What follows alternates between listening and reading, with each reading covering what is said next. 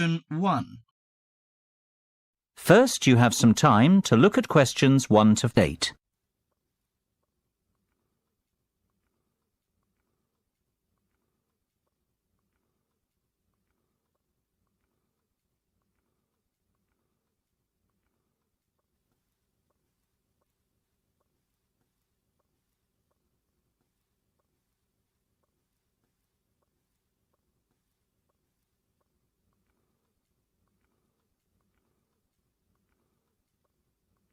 You should answer the questions as you listen, because you will not hear the recording a second time. Listen carefully and answer questions 1 to 8. Good afternoon, Denham Shipping. How can I be of service? Well, I wish to inquire about sending a container of personal items from the UK to Ireland. No problem. Would you like me to give you an estimate of the cost? Yes, please. Well, first of all, may I take your details? Of course. My name's Tim Lafferty. Could you spell your surname for me, please, Tim? Yes, it's Lafferty. L-A-F-F-E-R-T-Y. Thank you, Tim. Now, where would you like us to pick your container up from? My university, if possible. OK. Let me make a note of the address. It's Abbeyfield University. Is that A-B-B-E-Y-F-I-E-L-D? That's right. Park Street, Brighton. Perfect. And may I take down your postcode too? It's BR8 9P3. Great. Thank you, Tim. Have you the container's measurements? I do. It's approximately 2.5 metres long by 1.25 metres wide. I see. Quite a big one then. Indeed. And the height? I make it 1.20 metres deep. So that's 2.5 by 1.25 by 1.2. Right. And what will actually be in the box, Tim? Oh, mostly old uni books. OK. And some music albums. Anything else? Yes, a little bit of stationery. I see. And could you put an estimate on the value of the items? The books are quite valuable. They're worth around £1,800. The music albums, maybe half that, say £900. And you can put the stationery down as £300. Before listening to the rest of the conversation, you have some time to look at questions 9 and 10.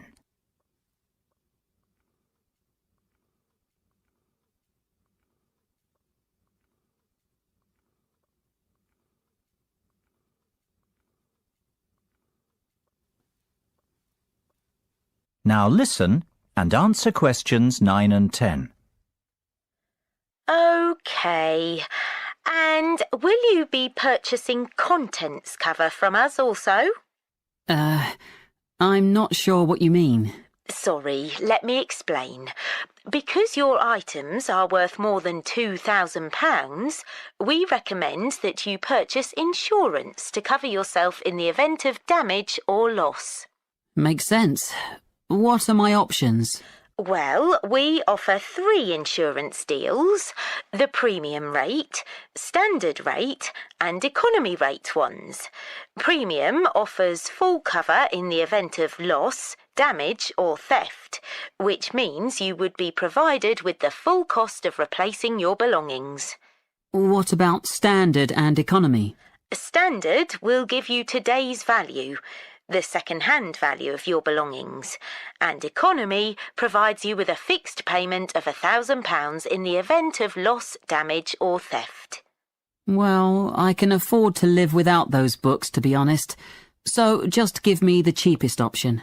We recommend standard cover for all our customers. No, thank you. That won't be necessary. The cheapest option will be fine. No problem. And one last thing, will you be needing delivery at your office, at your house, or do you intend to pick up your container at the port? Home delivery would suit me best, I think. We'll get that process. That is the end of Section 1. Now, you have half a minute to check your answerers.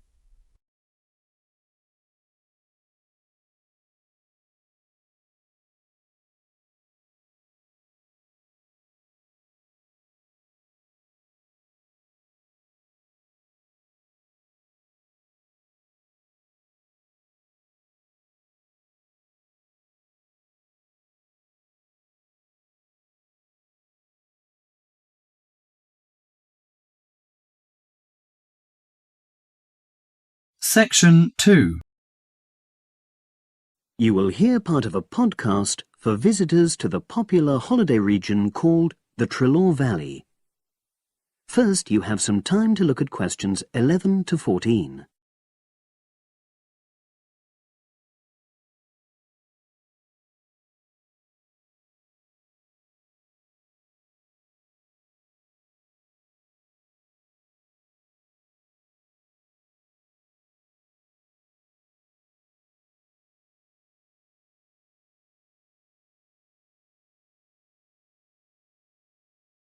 Now listen and answer questions 11 to 14.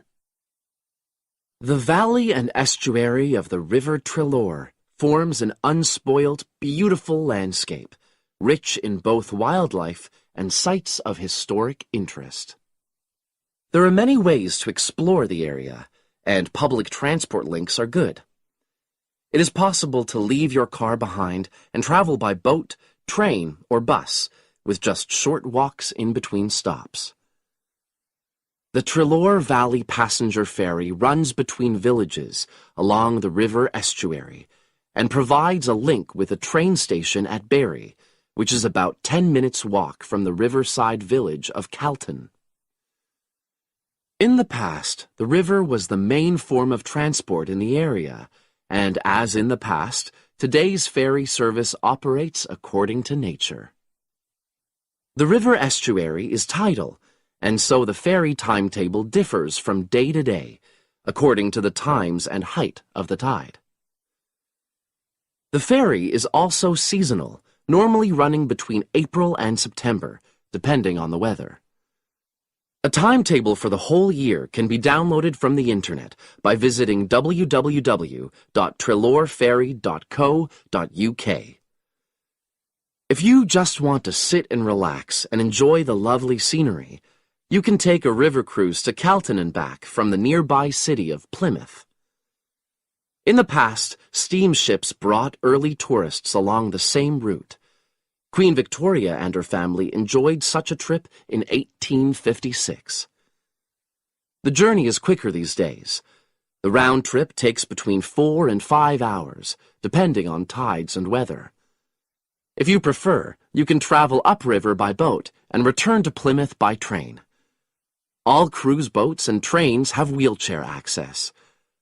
For more information and for departure times, ring Plymouth Boat Cruises on 017-528-23104. Trains run several times a day throughout the year between Calton and Plymouth, with various stops in between. They are used by both local commuters and tourists who want to enjoy the beautiful scenery. The highlight of the journey is crossing the river on the stunning viaduct, which was built at the beginning of the 20th century and towers 120 feet over the water. It is unnecessary to book, and tickets can be bought on the train. For information about fares and timetables, contact National Rail Enquiries by phone or online. The bus service in the Trelaw Valley now connects all train stations and villages in the area. Especially for holidaymakers, there's a Rover ticket which can be used at weekends and on national holidays and allows unlimited journeys on those days. The Rover ticket provides great value for money and is now even cheaper than it was last year. An adult ticket costs £5.50 a day. Senior citizens can travel for £4.50, and a family ticket for up to 5 people costs just £12. Tickets can be bought on the bus. Now you have some time to look at questions 15 to 20.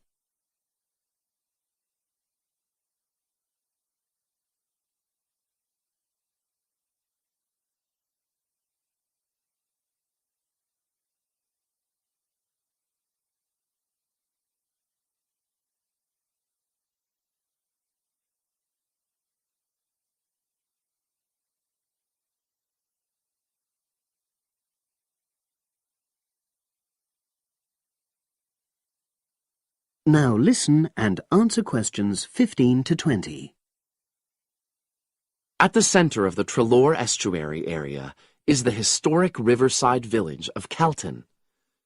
The main road comes into the village from the south, and for those of you who are arriving by bus, it turns left just before the bridge and stops in the lay-by on the left-hand side.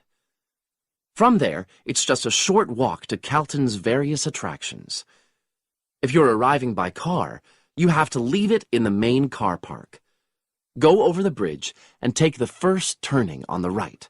Then go on until you come to the end of that road. It's the only place to park in Kelton, but there's no charge.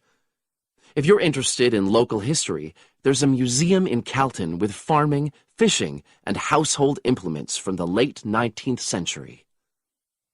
As you come in from the south, cross the river and go straight on the same road until you reach the end. Also, on the subject of history, you can go and see the old mill, which has recently been renovated and put back into use. Turn left before you come to the bridge. Then go straight on and then take the first turning on the right. This leads straight there. If you're interested in arts and crafts, there's a potter's studio where you can watch the artist at work. After crossing the bridge, turn left, and it's the second building on the left. Finally, when you feel in need of refreshments, there's a cafe opposite the old boathouse and a picnic area near the mill. That is the end of section 2. Now you have half a minute to check your answerers.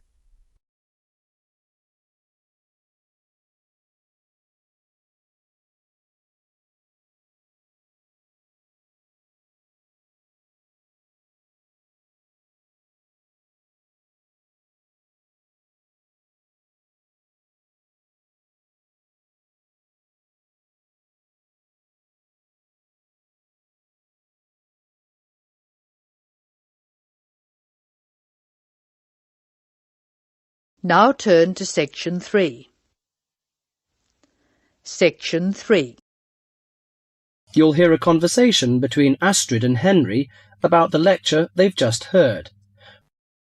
First, you have some time to look at questions 21 to 24.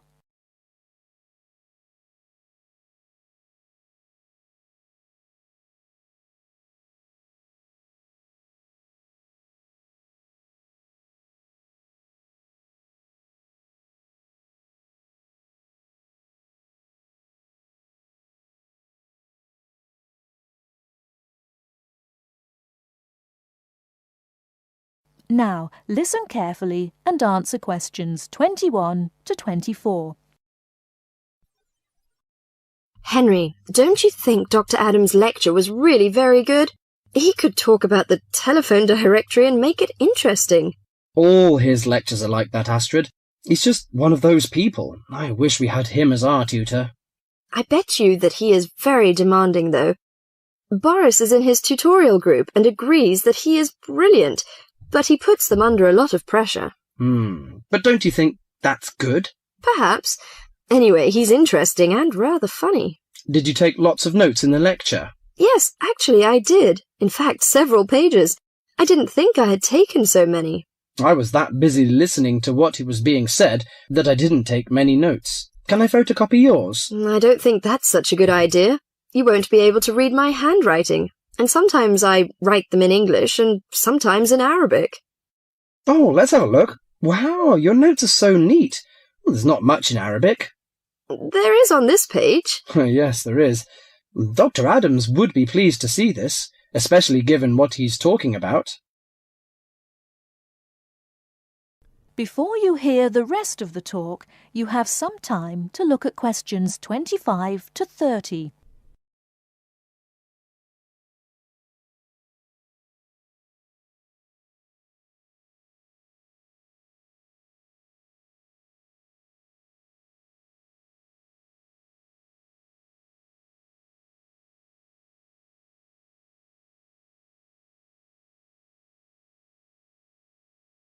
Now listen and answer questions 25 to 30. Don't you keep careful notes? Sometimes. It depends on the lecture. I don't think I'll forget Adams's lecture today, but some of the details will fade. I type up everything afterwards, so you can have a copy then, and you can fill in anything I've missed. I'm not so good on the broader concepts. I'm better when it comes to detail. Just what Adams was talking about. Well, I am definitely a detail person. I need to have everything written down before I can get the concepts clear in my head. And I am the complete opposite. I find all the detail clutters up my mind, and I get very frustrated, which was just what he was on about. He mentioned a book he had written. He mentioned several. The one on space and the individual. Yes, called My Space. It's on the book list. So it is. I think I'll get that out of the library, or get my own copy. Did you get what he said about spatial awareness? I didn't really. Yes, it was fascinating. I can't be as eloquent as Adams was, but I know several people who are frighteningly intelligent, but they have difficulty reading simple directions, even when getting to places that they know very well. I find that difficult to understand. Everyone learns the way to walk to the shops and things like that. You mean just the way people learn spelling? You know, people misspell words, make mistakes in countless areas of their lives, and going in the right direction is just the same. Remember what Adams said about the number of people who cannot tell left from right, north from south, and so on? Do you know which way is north? It's that way. You see, I couldn't have told you that. Really? I haven't a clue which way is which. That's why I'm always getting lost when I go out on my bike. And put me in a completely new place and I am totally lost. What about maps? Oh, I'm hopeless at reading them. But then you're brilliant at writing essays and getting all the ideas down in the right order, and I don't know where to start. Again, just what Adams was talking about. What we need to do is combine our skills. You teach me to cope with detail, and I'll teach you how to string concepts together. OK, we can do that. That is the end of section 3. Now, you have half a minute to check your answerers.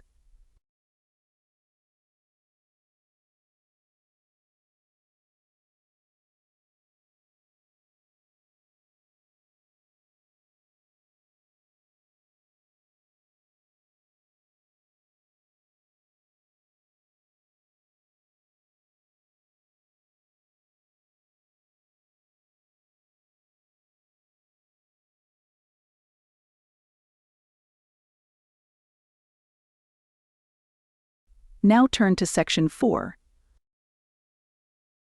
You will hear a talk about memory in babies and young children. First, you have some time to look at question 31 to 40.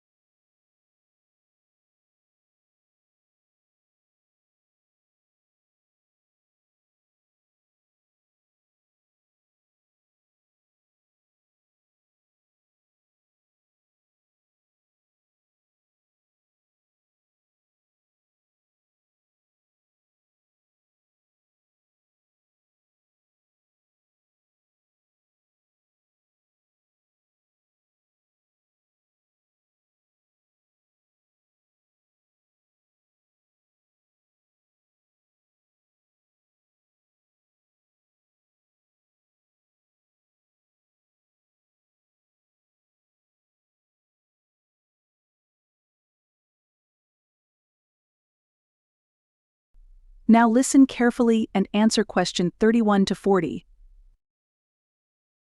We're going to look today at some experiments that have been done on memory in babies and young children.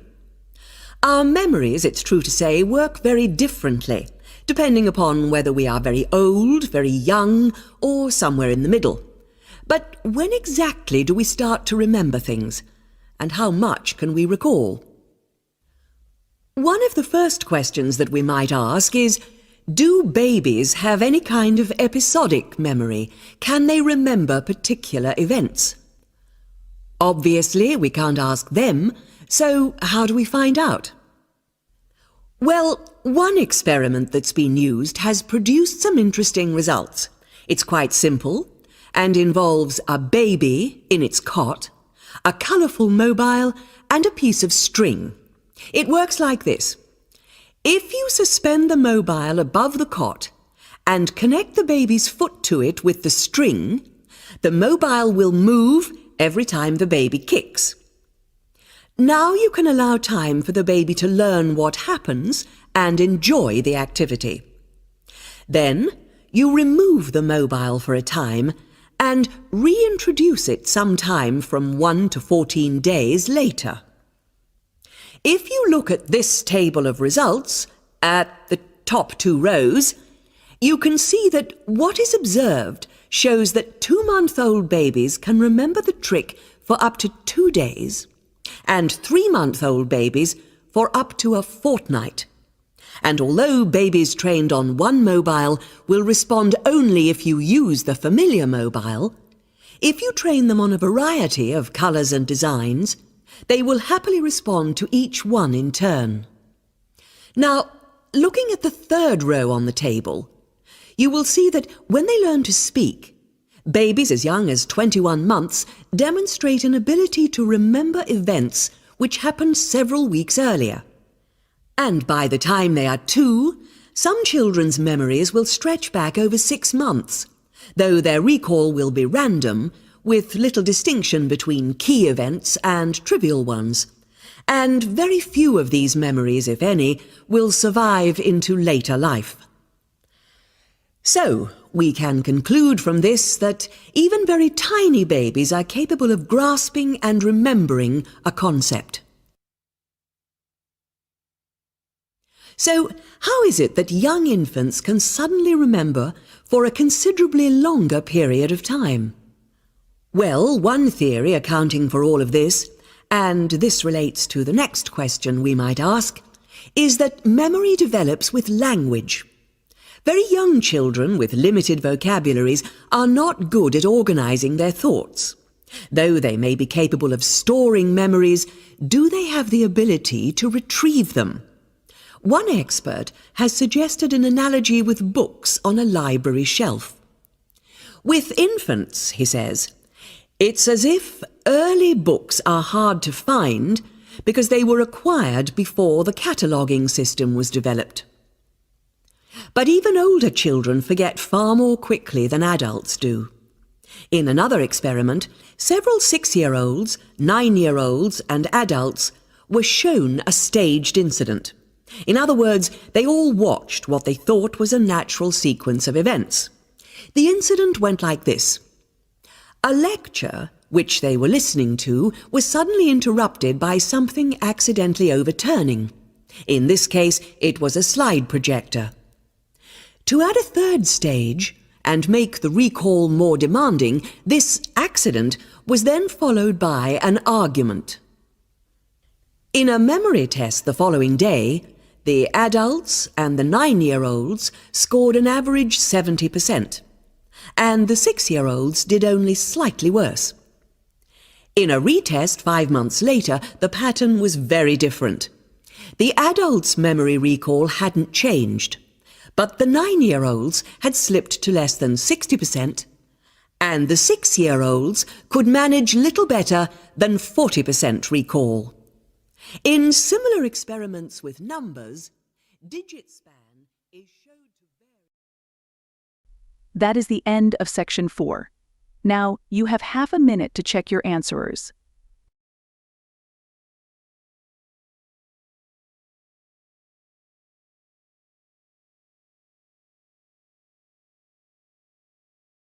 I don't ever slow up, no I don't take shit. I got no love for the fakeness. If you wanna play tough and wanna hate this, I'll always show up.